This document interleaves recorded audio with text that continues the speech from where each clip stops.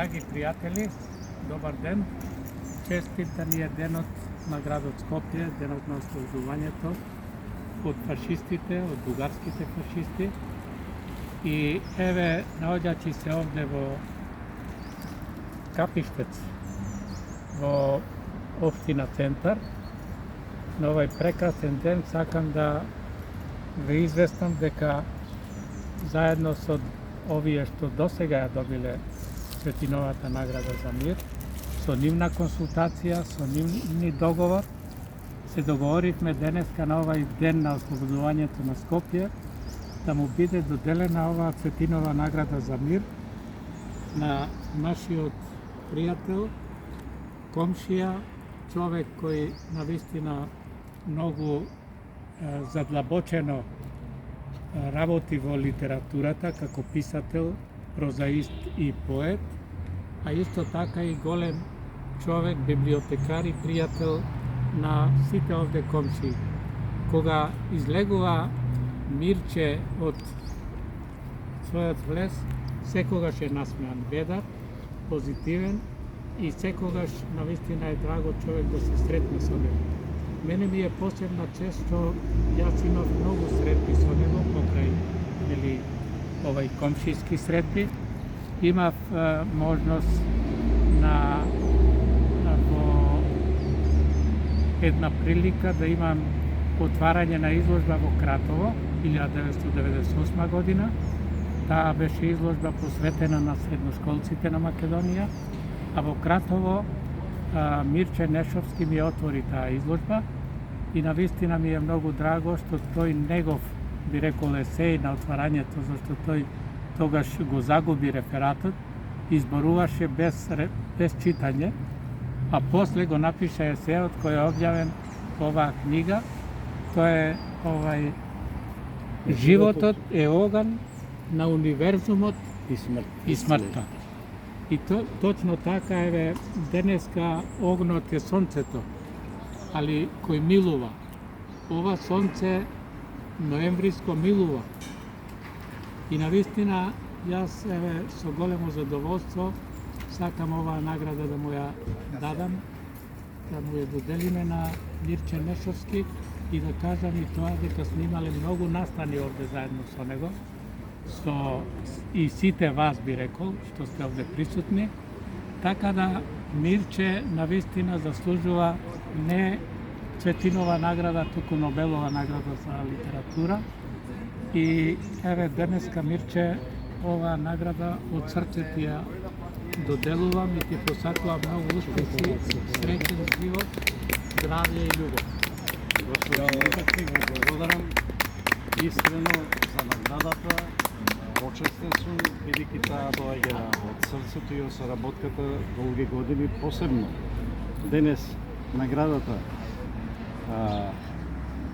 на Цветин, награда за мир, за цвеќето. Во ова време во кое што завладеа целиот светски хаос и каде што ние бараме, што се вели, спас за татковината, да излеземе од духовната и материјалната лавиринти, духовните и материјалните лавиринти, а воедно каде што гледаме и не само Европа, туку и планетата Земја дека е во криза од сумно болни луѓе. Наградата на Светин значи повеќе во светлината на тие настани. Зашто значи повеќе? Значи затоа што Светин претходно даде аларм до цивилизацијата дека само мирот може да владее во светот. Овој ден, посебно 13 ноември, за мене е значаен ден, каде што македонците партизани со своји сили успеава да го ослободат градот Скопје. Меѓу тие партизани секако беше и мојот татко Борис Нешовски, македонецот од Крњево, кој што беше во екипата за спасување на камениот мост, кучето или кучињата пред него, он позади, што значи постоело можност и животот да го даде за оваа слобода, за ослободувањето на Скопје. Затоа велам дека оваа символика има повеќе значења. Потоа да кажам дека предходно, кога бил во затвор, истиот момент е сведок на фрлањето на Цветан Димов од бугарскиот учество. И денеска кога се збори за повампирување во светот на фашизмот, нас исто не вознемирува, бидејќи ние сме сепак деца на сонцето, како што пред малку го кажа Цветин.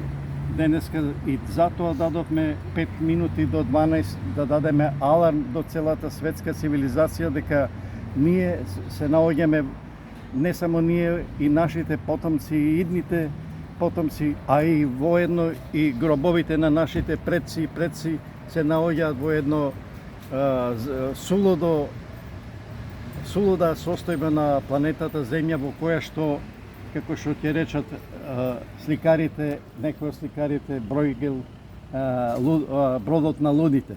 Или Сава Шумановиќ, пијаниот брод. Затоа наградата би јас сум почестен, бидејќи доаѓа во тој ден каде што символот на мирот треба да е печат на сонцето. За нашата соработка, да кажем и некој збор за таа соработка, ние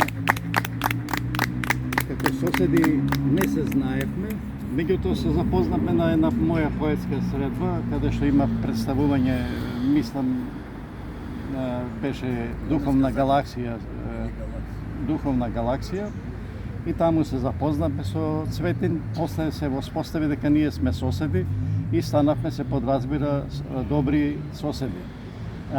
За Кратово, таа случка за Кратово, ќе ја кажам повторно, јас се сетив дека материјалот, односно текстот го заборавив точно на работното биро во библиотеката.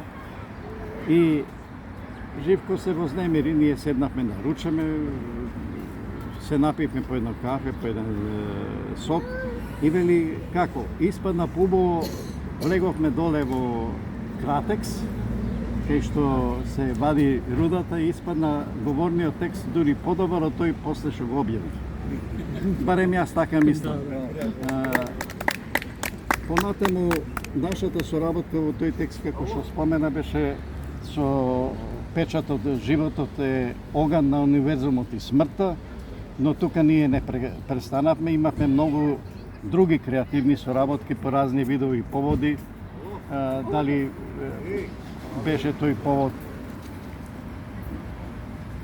од еколошки цвеќиња аспект, цвеќиња за соседите, па 8 март, но едно од битните соработки овде кои што на овој простор испадна по тие 3 цветни дрва, пак повторно символиката, воспоставивме, мислам, Живко заедно со одборот за поетски манифестации во Капиштес,